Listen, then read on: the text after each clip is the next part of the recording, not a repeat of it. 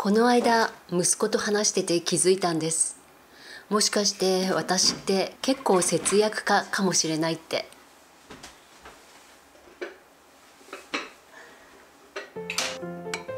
話の発端は Amazon プライムはすごく便利だから入った方がいいよという息子の一言だったんですけどね。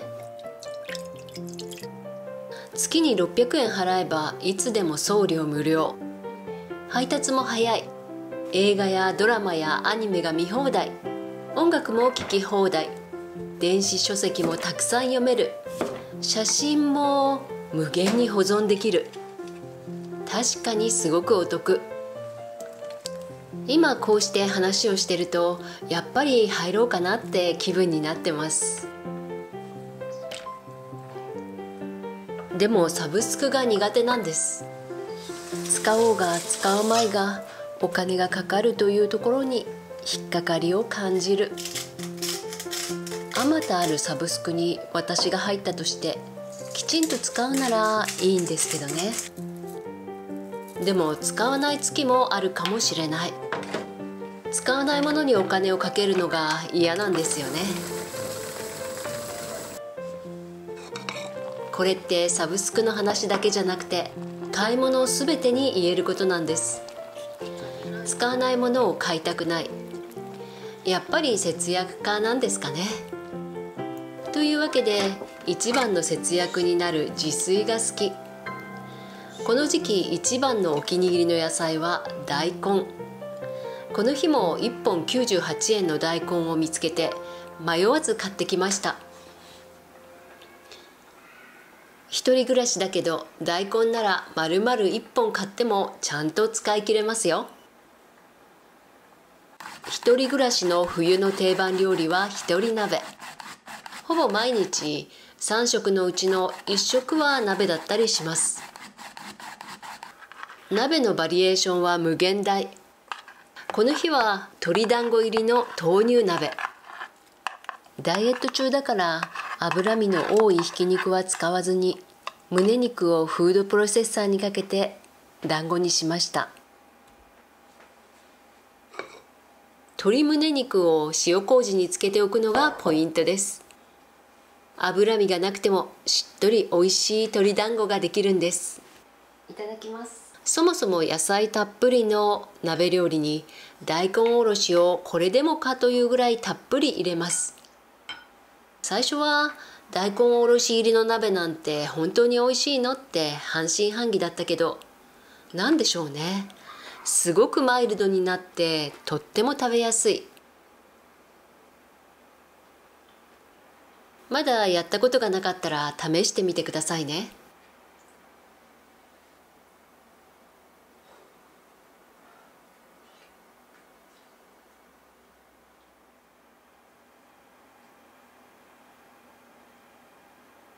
専門学校で若い子にお菓子作りを教えるようになって8ヶ月が過ぎました。今まで作ってきたお菓子を教えればいいんだからさほど大変じゃないだろう。そんな風に思って引き受けたんですけどね。意外とそうはいかなかった。若い子が喜びそうなお菓子を毎回考えては試作する日々。この日は2025年最後の授業で作るお菓子の試作です。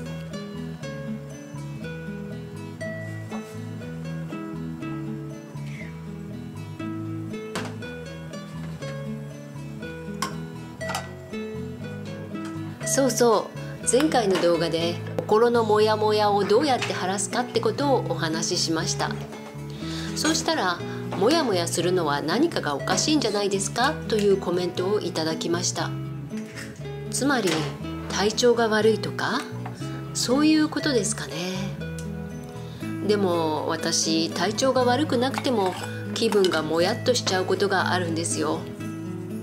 そういう時もあるよね、人間だものって思って、どうやって気持ちを切り替えるかってことの方を大切にしてるんですけどね。もしかして他の人はモヤモヤしないのかなとちょっと不思議になったりしましたよ。私ってもやっとしやすい性格なのかなってね。だとしたらその原因は自己肯定感が低めだからかもしれません。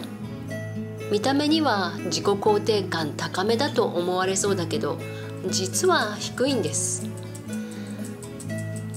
でも自己肯定感ってそもそも何なんでしょうね。私が若い頃には聞いたことがなかった言葉です。楽観的か悲観的かってことですか？失敗すれば私ってダメだなって落ち込むから悲観的で、自己肯定感が爆下がりする。でもちょっと経てば次は頑張ろうって思えるから楽観的ではある。と言っても頑張ろうと思えるだけで私なら必ずできるとまでは思えない。とりあえずクリアできれば OK っていう程度だから自己肯定感はやっぱり低めですね。どんな自分も受け入れられるのが自己肯定感だとしたら、それって生まれ持った性格と本当に小さな頃の育てられ方でかなり決まっちゃうと思うんです。それをどうにかして変えようとしたってそうそう変わるもんじゃない。失敗したら落ち込んで自分に失望して、こんなこともできない自分が情けないって泣けばいいんですよ。次はちょっとできるようになろうって思えればそれで十分。そんなものです。人間ですから。それでも60年以上生きてきたんだから合格じゃないですか。人と比べるから自己肯定感が下がるという意見も耳にするけど、今の世の中誰かと自分を比べないなんて無理ですよね。昔だったら比べる相手は身の回りせいぜい広くて半径2キロほどの同級生ぐらいだったけど、今は SNS で世界中の人と自分を比べちゃいますからね。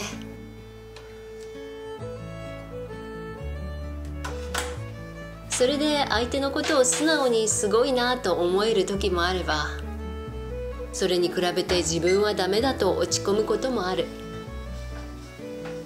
それが自然の姿だと思うんです。比べちゃいけないと無理やり思い込もうとするともっと苦しくなる。いけないと分かりつつ比べてる自分がますます情けなくなる。ですよね。だから今の私は比べちゃってるんだなって気づくだけでいいんじゃないかと思います。比べて落ち込んでるんだな、ただそれだけのことなんだなってね。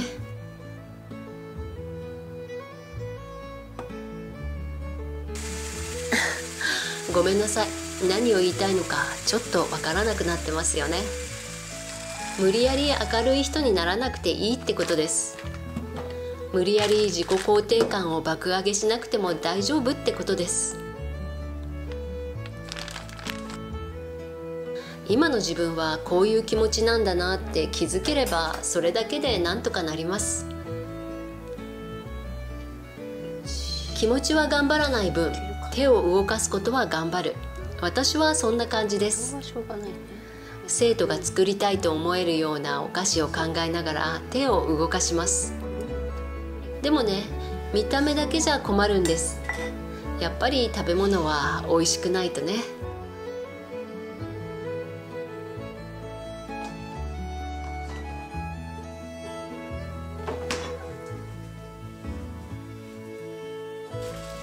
アメリカンワッフルでフルーツサンド。頭の中にイメージはあるけど、それがそっくりそのまま現実になるかは作ってみなくちゃ分かりません。小さいイチゴを丸ごと使った方が可愛かったな。今年はまだ小さなイチゴに出会えてないんです。想像通りにいかないのは仕方がない。ぶどうの方がカラフルで可愛いとはこっちは嬉しい予想外。最後の授業はクリスマスの前だから緑と赤を散らしてみよう。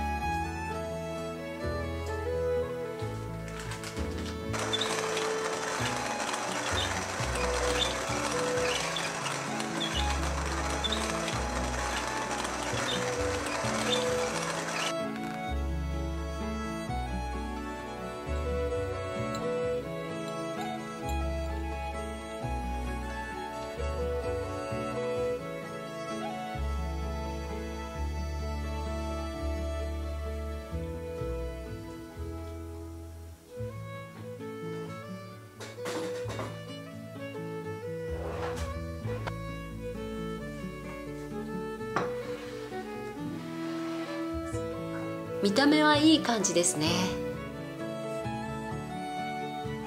だきます。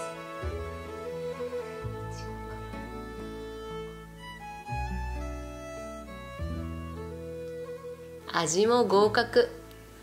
次の授業はこれでいきます。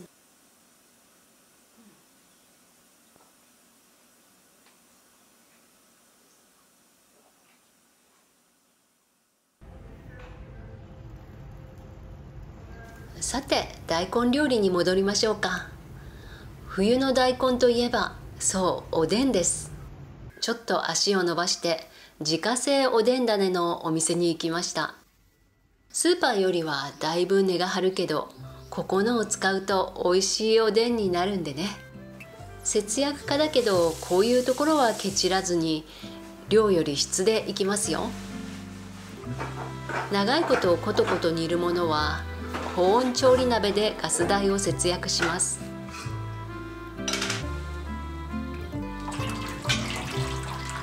ダイエットおでんの具にこんにゃくは欠かせません。ゆで卵で栄養バランスをとろ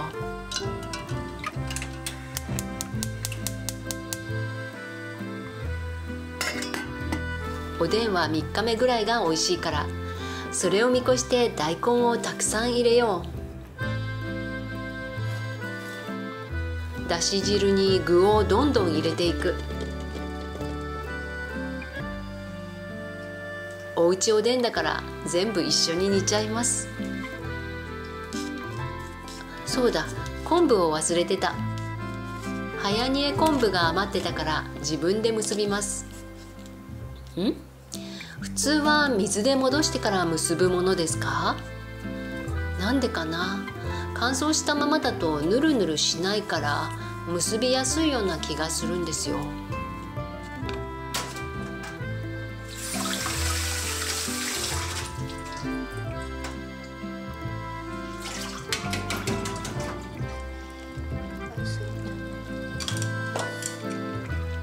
お鍋にいっぱい。もう具は入りませんね。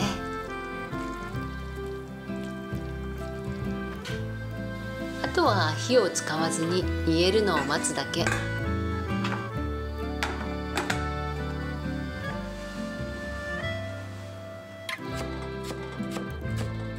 残った大根でナムルを作ります。ゆず大根とかピクルスとか浅漬け系にしようか迷ったけど、簡単に作れるナムルも悪くない。大根を刻んで、大根の葉っぱも刻んで、長ネギを刻んで、塩を振ってちょっと置いておく。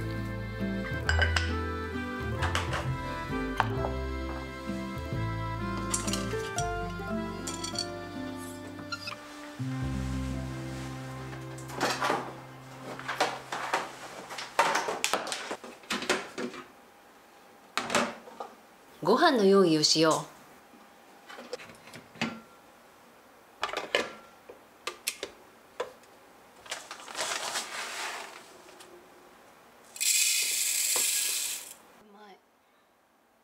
今日の気分はごぶ好きですかね。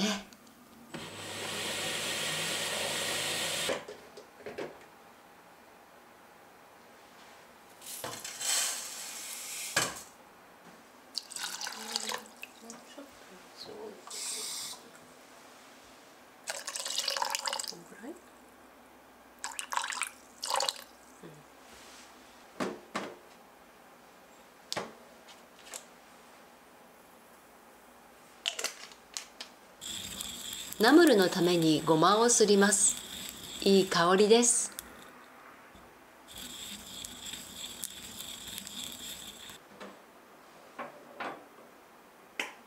水気を絞った大根にラー油、ごま油、すりごま、塩、胡椒。いい歯ごたえです。美味しいです。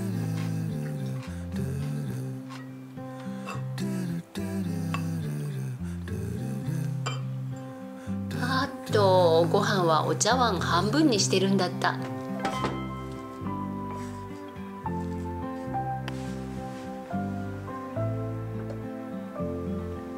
おでんもちゃんと煮えました。いただきます。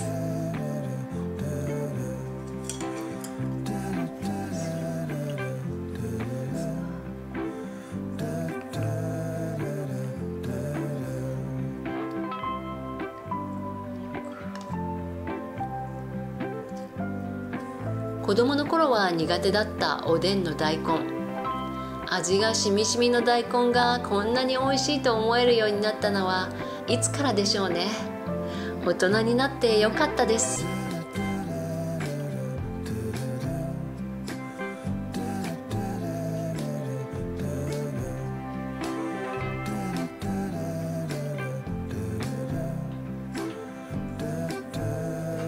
1時間歩いて買いに行ったおでん種。ダイエット中だって食べる権利はありますよね。これはごぼう天だったかな。あー、チーズでした。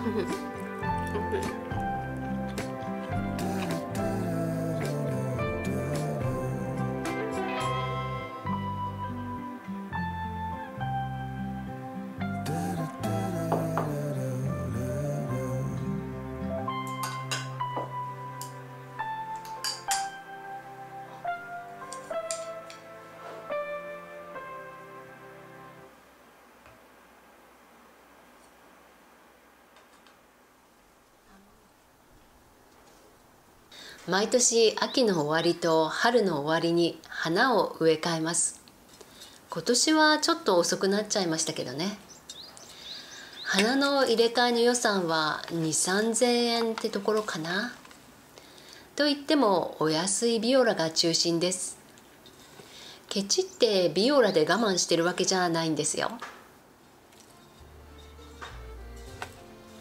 ビオラの花の形が好きで、手入れをちょっとサボっても枯れないところがとってもいい。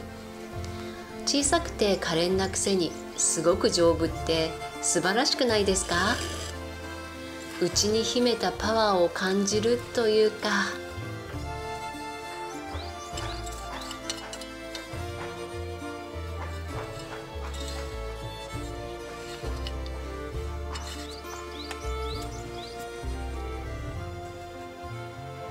玄関先に飾ったビオラ、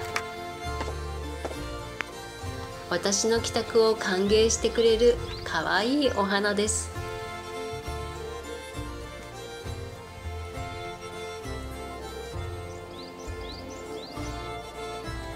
ご視聴ありがとうございました。よろしければチャンネル登録も